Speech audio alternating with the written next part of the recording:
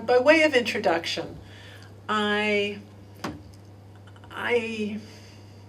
guess I was born a costume designer, but maybe not for the reasons that you think. I was always passionate about history. I never had a feeling of them and us. You know, I always thought that the people in the books were just like me. So in other words, I never thought people were walking around in costumes. I just thought they were wearing their own clothes, like we're wearing our own clothes. So this idea of superficial adornment was not as meaningful to me as learning about the lives of others. And one of my old mentors, I asked him, what's the number one thing that you have to have if you're a costume designer? And he said to me, you have to love people. You know, I joke that when I go shopping, I'm an archaeologist. Because at this point, and I really don't mean to be sarcastic, I really think that, that being in the mall, to me, is the same as being in the museum. So it's really come to that for me, because, and this is where I'm going with this, that dress is so much part of our identity for each and every one of us, that it's just inseparable from us. And so to take you right to costume design, what I tell my directors at UCLA is, together, let's bring your people to life. And with my young costume designers, I always say, don't ask your director what are they wearing, ask them who they are. So yesterday in our class, we started our workshop. The exercise that really exemplifies this the best, absolutely always works, is the deconstruction of our own clothes. And naturally, my directors are mostly men, and they absolutely hate coming to my class. And so what we start with is the shoes, and talking about where their shoes came from, when they bought them, who they were with, how long they've had them, why Nikes, why New Balance, why Pumas, why the shoes. It's absurd, I know, but it's this notion of the creation of the real. It's like the fighting against the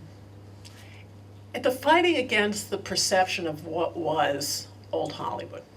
And of course, the irony is that as I've done research and as I got my doctorate, I started reading what Edith Head, the greatest Hollywood designer of them all, I started reading her work, and of course, everything she wrote supports this notion of character. In my own work, I try not to use the word character anymore. Because character is really two dimensions. And that's really what we don't want. That's really what soap operas are all about, where everybody looks great all the time, you know, their hair is always great. You know. Yeah, that's not what we're making. No. Yeah, I think that what the director wants is, from the first moment, for you, the audience to be totally engaged in the real, and for you to accept that everyone in the film had a life before the movie began. Mm-hmm. So we're designing from the inside out. And so I've moved from character to people.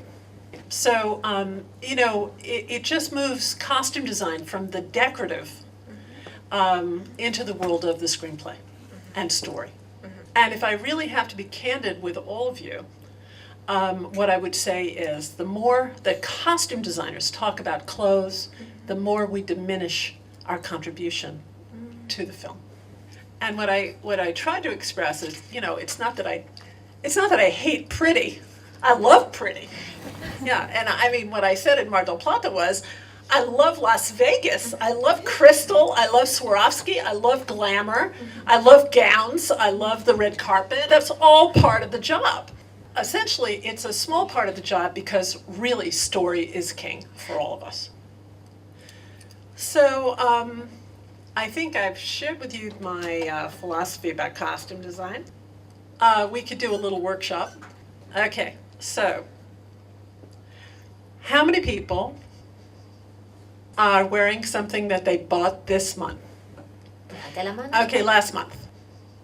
Let me see. Very A ver. boy, you didn't buy anything. Ay, Okay. no te compraron nada. All Qué right. bajón. What about on vacation? You're wearing something that you bought on vacation. Okay, how many people are wearing clothes or anything that they were given as a gift? How many people are wearing things that belong to their brother, their sister, their mother, ¿Cuántos de their ustedes llevan friend, their puesto boyfriend? algo de otra persona, algo que es del boyfriend. hermano, la hermana, la mamá, el Right. papá, el novio, el How amigo? many people have tattoos?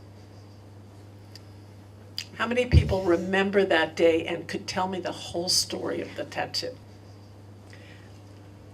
Okay, so here's the story. You're very complicated. Each of us is very complicated. Oh, I didn't ask you about hair color. No les pregunté con respecto a color de So pelo. how many people who have had completely different hair color? How many people's hair has been much longer or much shorter? ¿Cuántos de ustedes tuvieron un cambio importante en su pelo últimamente? Muy largo, muy corto. Okay, I was 40 years old until I cut my hair. I used to sit on my hair until I was 40 years old. But all these choices are so completely individual. If you look at the people sitting next to you, you would never wear their clothes. Your closet is completely individual to all of you. Why wouldn't the people in our movies be as complicated and as difficult as we are? So you have this notion of creating new people. Actors have to be new people every single time. God bless them. So these actors have to become, it's like the art of becoming, they're ciphers, they're nothing, and we fill them up, right? So Meryl Streep works very closely with a costume designer named Ann Roth. And she says that in the fitting room, when they work together, she waits for the third person to arrive. That's the next person. It's the character. Who is she going to be? And you might say, what would, because Meryl Streep can do this, what would Meryl Streep have to know about me to become me? That's impressive, huh? And you know it's true. So this idea that a costume designer, first and foremost, participates, collaborates with the actor, primarily with the director, in this creation of new people, the people who the story is going to be about. And then the second part is working with the production designer to make sure that everything in the frame, with the production designer and with the cinematographer, to make sure that everything in the frame is aligned to tell the story most effectively. Okay. So what I like to say is that in terms of the design of the film, you know that the lights, the cinematography, it's the mood of the movie. And so then it leaves the art direction, the place, and costume design, the people, to work as a complete yin and yang to create the space. Everything in the frame is always at work supporting the story. And unfortunately, it's informing the story whether you intended for it or not. Did I miss something, Margarita? ¿Se me escapó algo, Margarita? No. Do you have a question for me, Margarita? ¿Tenés Puede alguna ser, pregunta? sí, quizás.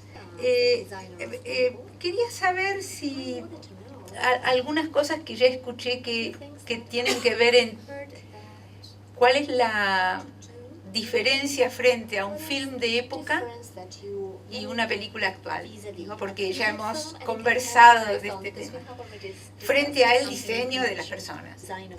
Oh, that's very naughty, because she knows how I feel about this. Ella ya sabe qué es lo que yo opino con respecto a esto, qué pícara. Por eso, bueno, aprovecho para compartir. She's just bad. She's so bad. Es una malvada. She's so bad. You know, I just hate the Oscars. I just hate those Oscars. I hate the Oscars. And, because, I'm totally like a revolutionary about this. I could really say that, I don't know, this is really bad to say, but, I'd love to do away with the Oscar in costume design.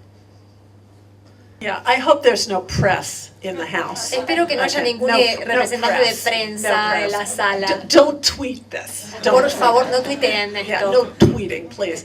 Oh, because I have a problem with it. Because I don't have my scarf. I mean, to win an Oscar, you have to wear a big dress, a big wig, and to have a ruff. I'm so tired of those clothes.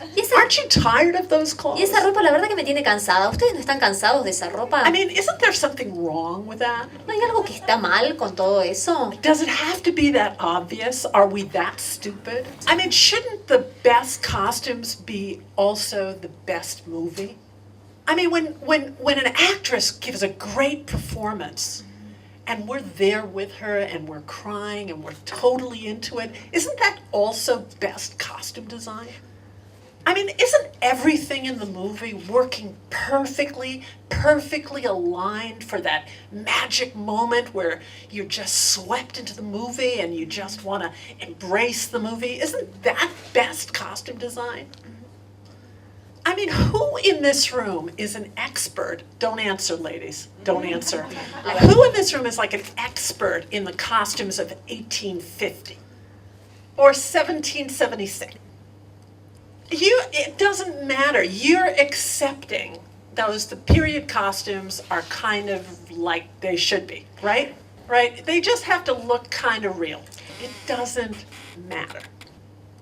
And you are experts in today. You are experts in the now. We can't bullshit you about now. You are the experts of your friends. You know what they look like. I don't. You've done the research. You know what the group looks like. You are the experts of ENERC today. And you know what? This would also take a huge amount of research. Do you think this looks like a film class at NYU or at AFI in Los Angeles? No, it absolutely doesn't. It absolutely doesn't, because you are unique as a group and as individuals. And the greatest costume designers working today would do as much or more research on a contemporary film, or try to, than on a period film where you don't know anything. If a t-shirt tells a story and you have to wear that t-shirt throughout the movie, it better be the right t-shirt. So I love period movies. One day maybe somebody will let me design one.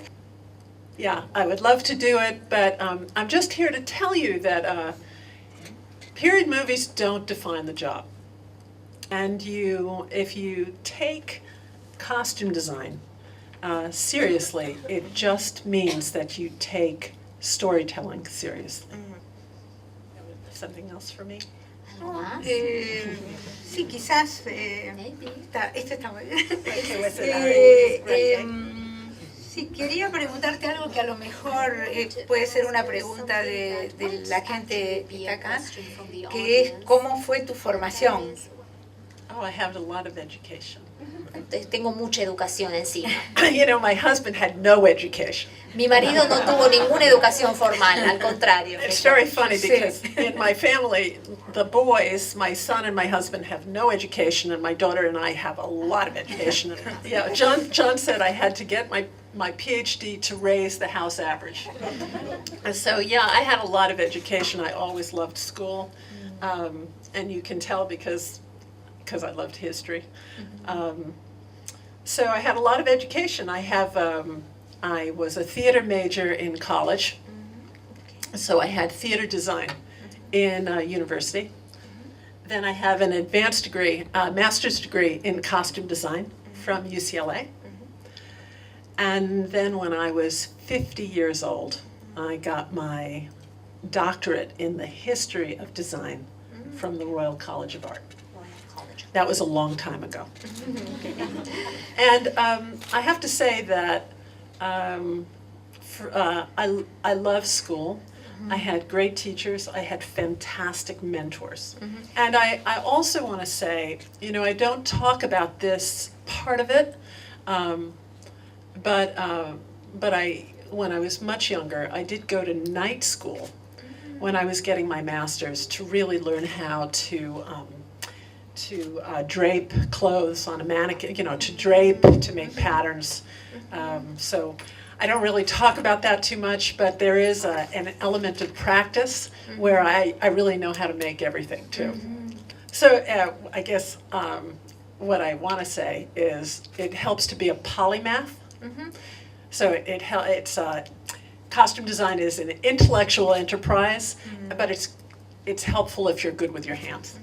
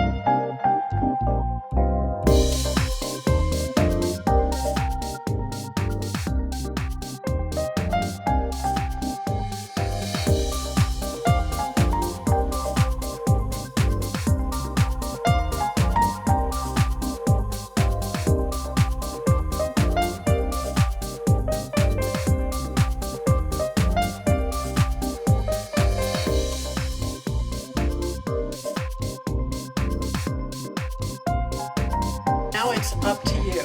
Ahora les toca a ustedes. Okay, so listen. I've spent so many years in London. And in London, English people are very shy. Okay, that's really boring. So you have to just have courage and ask questions. Entonces sean valientes y hagan preguntas. Yes, sir. Bueno, antes que nada, muchas gracias por venir a nuestro país. Es un honor conocerte.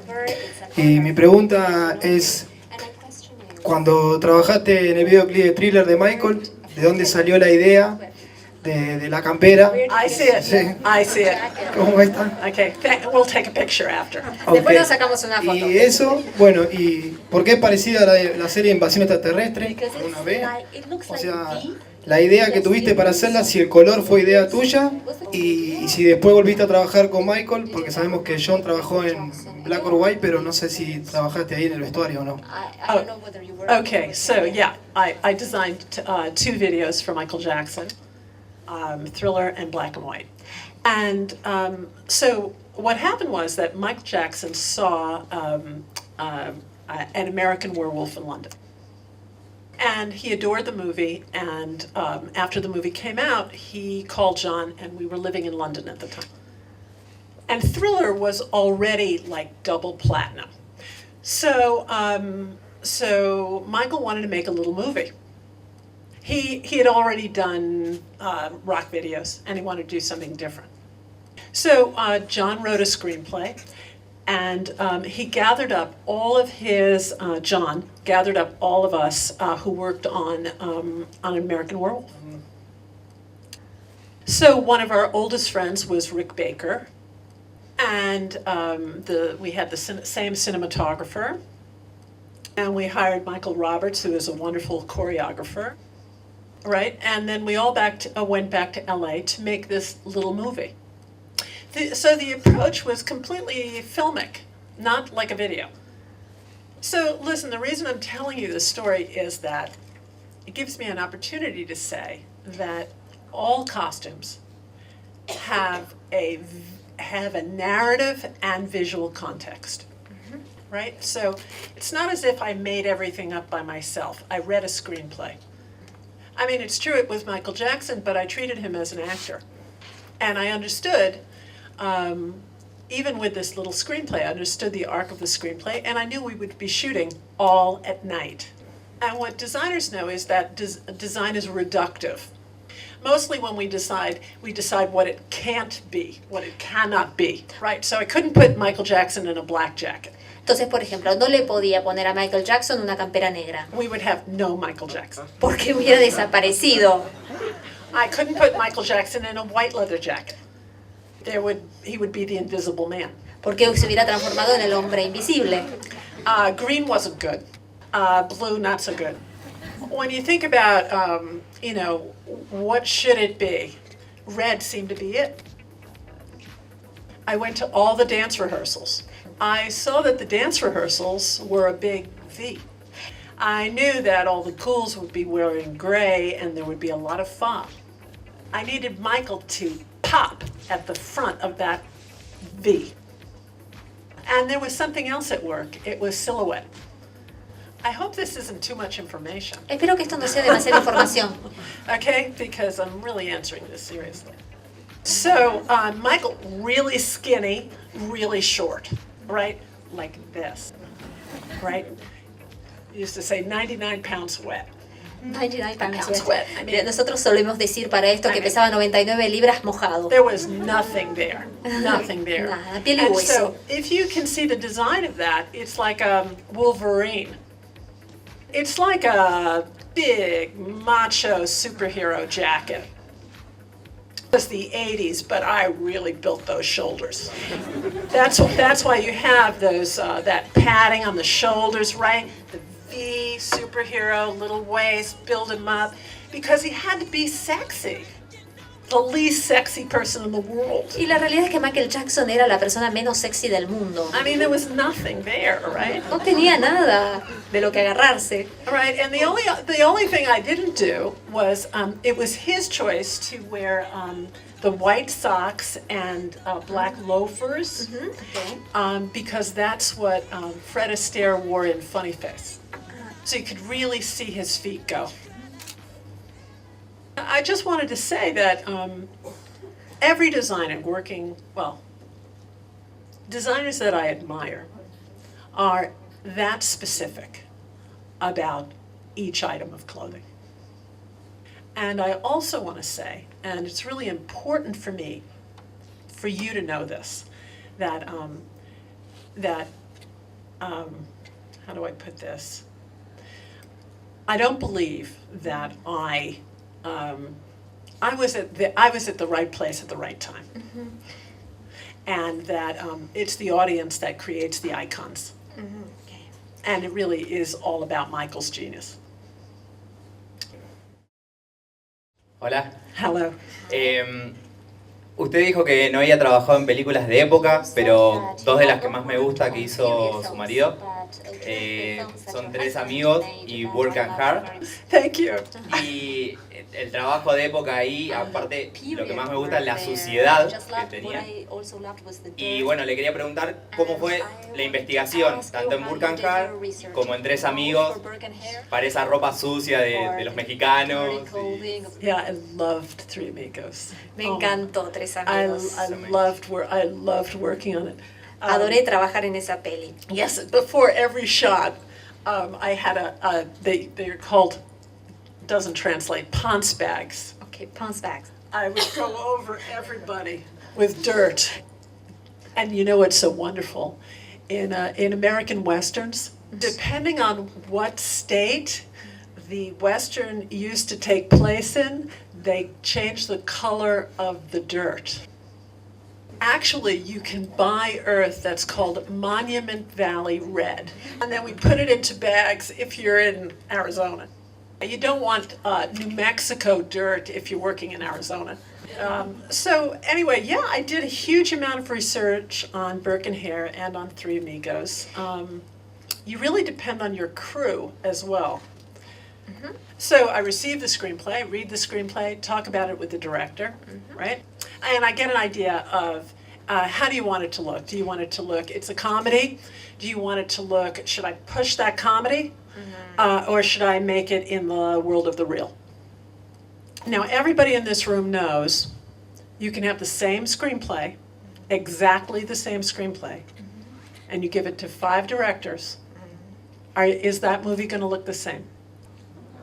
What if one of the directors is Tim Burton, Wes Anderson, or David Lynch? I mean, you can take the same words. That movie is going to be completely different. So the director is the communicator in chief, right? And so talk to the director about the screenplay, and then I start to do my research. And the same thing is true for production design, of course. And so then we start to collect everything and we put it into a Bible. And the Bible used to be a notebook, a big binder, right? It used to be a big binder. But now actually huge websites are built that are shared by all the different departments. And that's the smartest thing to do, actually, is to put it all on the web. My old school was to put it in a Bible. But of course, you have these ridiculous situations. A friend of mine designed Inception. It was a Christopher Nolan picture. They built this big research website and nobody could remember the password. Right, so don't do that. So for Three Amigos, I had a big Bible. I took that Bible, I sat with my production designer, we went through all the colors, we went through whatever date John said. I love to be funny with costumes, so I asked for permission. Can I be funny at this moment, please? But I do my good research, and that's why John's movies are over-designed, completely over-designed, totally over-designed. Right, so with that Bible, we go to hair and makeup, to the actors, cinematography, production design. Production design has a Bible, we have a Bible, we share research, the movie has a cohesive look. And if we do a good job, nobody notices. Mi nombre es Ricardo, vengo del Amazonas, soy músico. ¿Hizo alguna oportunidad vestuario étnico para alguna película en el África? ¿Y qué opina sobre el vestuario de La Pasión de Cristo? ¿Y qué opina sobre el vestuario de la película Mi Pobre Angelito, película navideña? Home Alone and Passion of Christ, really? ¿Realmente querés saber sobre el vestuario en La Pasión de Cristo y Mi Pobre Angelito? That's an excellent question, and so refreshing. Es muy refrescante. I have to apologize. I have not seen The Passion of Christ.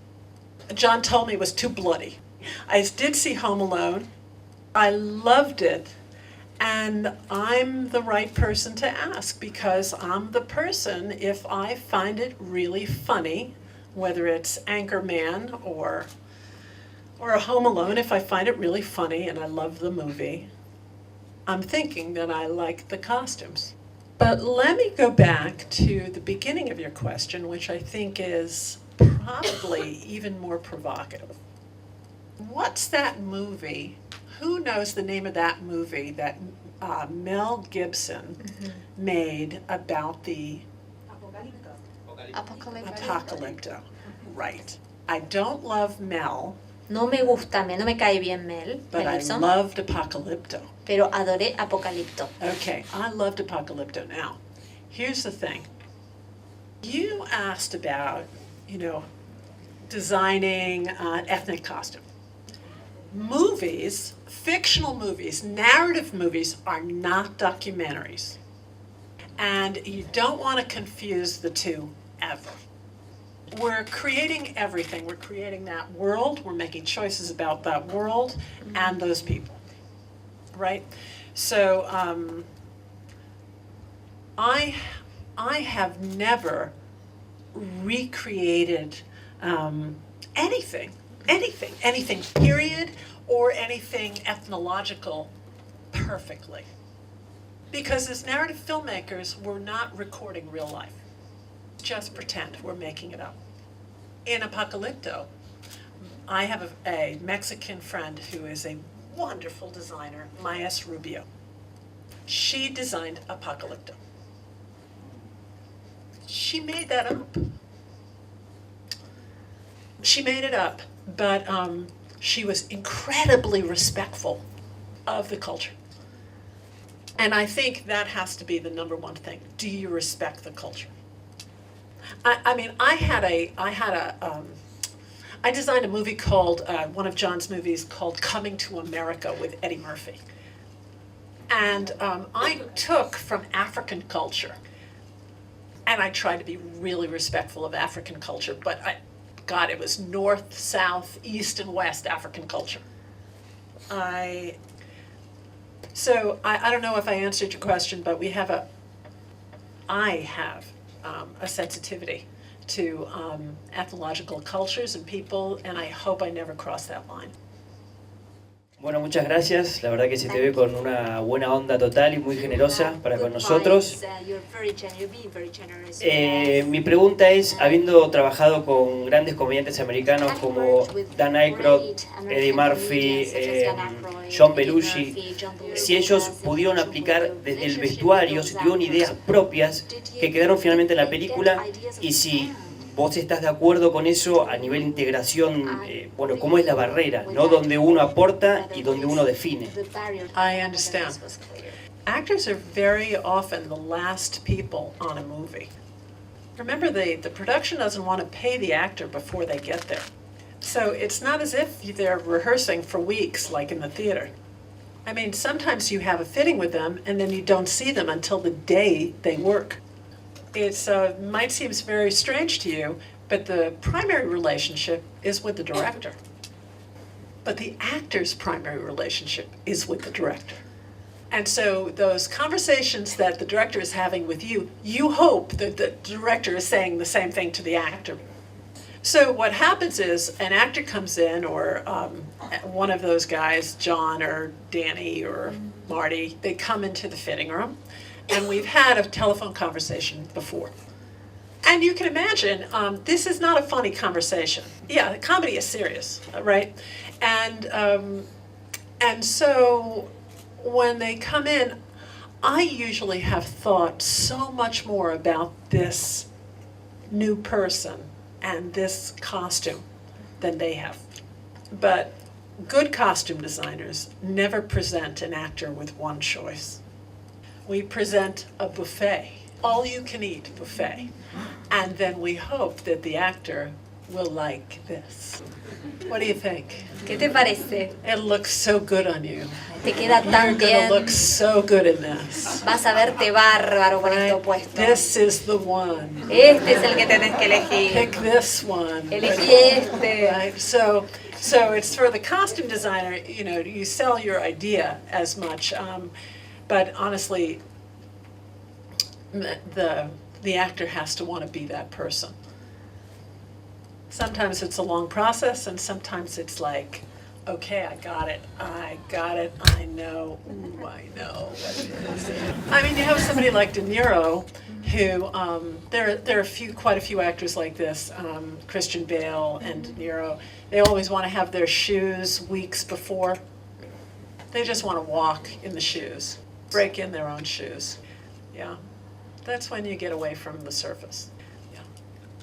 Did I sort of answer that question? ¿Contesté tu pregunta? Okay, next question. Mi nombre es Marta y ante todo quiero agradecer sobre todo a la ENERC por este espacio. Soy de Colombia y para mí es muy gratificante tener esta calidad de conversatorios completamente gratuitos.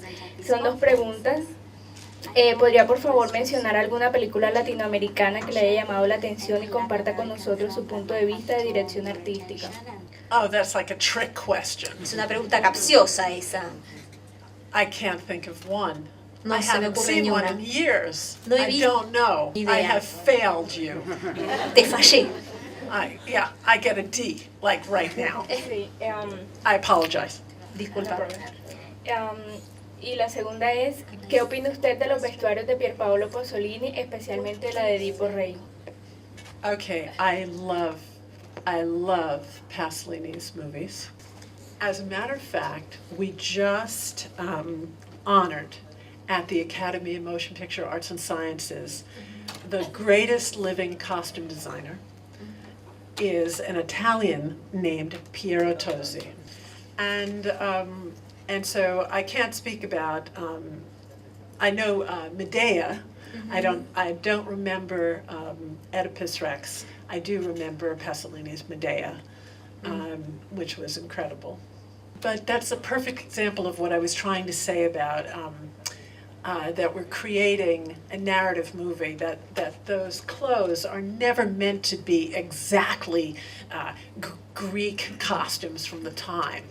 We're not in the museum business, we're in the entertainment business. So Pasolini had a point of view, and Piero Tosi helped make a world. And by the way, if you haven't seen Piero Tosi's work, you should know that name. He designed The Leopard and many movies for Bolognini and Visconti and Pasolini. And he's an important artist, and he's in his 80s, and he's we consider him the greatest costume designer living. Buenas, mi pregunta va, ¿qué piensa usted sobre los nuevos efectos de los medios como co-hunters o bloggers que han creado un archivo, un registro fotográfico en la individualidad de las personas, en el estilo de ellos, han registrado? ¿Y usted cree que está a favor de todo ese proceso de capturar la contemporaneidad del vestir y usted lo utiliza como recurso, como medio de investigación en el momento de diseñar vestuarios? Yes. ¿O simplemente banaliza Oh, todo yeah. ese trabajo? No, it's not banal. No, no es para nada It's banal. anthropology. No es antropología esto. Come on, it's like the Claro. sartorialist. No, it's wonderful. No, I love all that. I mean, I'm the first one to totally embrace the web. The only thing that makes me sad is that I wish that we were working on games. Games. I want to work on games. My friends want to work on games. And I think that games is the here and now. I think it's all about the games. Video games, you mean? Yeah, video games. Yeah, don't go thinking I'm all about the movies. I have young friends who are working in gaming, and they are convinced, and they convinced me that gaming is the next way to tell stories. I can honor Piero Tosi and love Piero Tosi and love gaming at the same time. I mean, I'm going to curate a show in New York on superheroes. So a couple of weeks ago, I met with the curators at the Museum of New York. They had this idea that we were just going to be talking about DC and Marvel. And I said, well, wait a minute, what about Hercules? And they were looking at me like this, and then I said, yeah, and what's the chronology? So if we're going to start with Hercules, are we going to include games? Because we're creating our own superheroes. We're the avatars. So I think that I'm very excited about what's going on. No limits. Right? Next question. Te quería preguntar, en un guión, ¿qué elementos te parece que tiene que tener un guión para ser estimulante y un terreno fértil para el trabajo de diseño de vestuario y arte en general? I'm really sorry. Perdón. Did somebody tell you that screenwriting, that movies are a director's medium? Yeah. You really don't have to write anything because the director can change it. You can write, she comes in a blue pantsuit and she'll wear a red dress in the movie if that's what the director wants. Yeah, or maybe it's a man. O quizás termina siendo un hombre ese personaje. Yeah, the screenwriter doesn't have much control over what happens in the movie. Because I'm teaching tonight, Luciana and Margarita are teaching the third man in their art direction course. So I had the great pleasure of reading the screenplay, Graham Greene's screenplay for the third man. It's a great screenplay and really exciting and really nerve-wracking. And there's really nothing about the clothes. So I'm sorry it's such a cliche, but it's story, story, story. Yeah, sorry. Next question. Yeah. ¿Qué hecho de toda su experiencia no puede dejar de contarnos, que es un antes y un después en la concepción del diseño de vestuario? Y se puede decir que el temperamento del diseño de vestuario es la vehemencia y la Is it because I'm so vehement? Porque yo soy vehemente. y la conducta es el respeto como para llegar a hacer el mejor trabajo. In terms of have I changed? Well, you know, I was president of my union. So I have been on strike. And I do have, I would be lying if I didn't say that it's political for me. Because in the old days, the only people on the set who were women were the costume designer. So for a long time I was thinking, really, why is it that we are paid so much less than everyone else on the crew? So I don't know about Argentina or Latin American films or how the costume department is paid here, but I do know about Hollywood. So after spending my life staring at the ceiling and thinking about my field and why we're paid so little, I figured out that it's because no matter who practices costume design, whether a woman or a man, it's always considered women's work. So what happened to me really was when I grew up, and I had a long career in practice, I figured out that our contribution was huge and completely misunderstood. Because everybody cares so much about those movie stars. And they're always going to be right in the middle of the frame. They are always going to be the foreground action. We spend 90 minutes looking at those people. And it took a lifetime for me to figure this out, but I think I have. Because our work is indivisible from theirs. Okay, that's it. That's my speech. Ahí está, ahí terminé mi discurso. Okay, last question. Última pregunta, por favor. No, quería simplemente, es un juego lo que te voy a preguntar, ¿cómo estás más a gusto? ¿Prefieres qué género dramático prefieres? ¿Comedia, drama, musical o película de época para en el momento de diseñar de tener ganas de diseñar un vestuario, el próximo vestuario? I feel comfortable, of course I feel comfortable in comedy because I feel like I can help tell the joke. But that's really not what matters to me. I'm sorry to go on like this, but I really, you know, I would like to be remembered for working on some great movies. I mean, there are movies that I wish I had designed. I wouldn't have changed a thing. A couple of years ago, my mentor died. And she designed Godfather 2. And for that movie, I think that's one of the great, maybe the great movies, the great American movies. I wouldn't have changed a thing, but to me, you know, Godfather 2 is just about as good as you can get. How do you tell a story that beautifully? And that's Francis Coppola, too. Hey, and he makes bad movies, too. So I think it's, for me, it's really not about the genre. It's about the story. It's about being engaged with the director.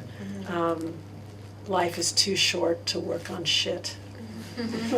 I'm not where I was when I was their age, you know. I'm not where I was when I was a kid.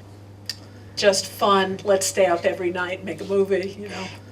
I have a lot of friends who turn down movies now because what's happened really in the movie business at home, and you probably know this, is that it's all about the 200 million or the 2 million or lower.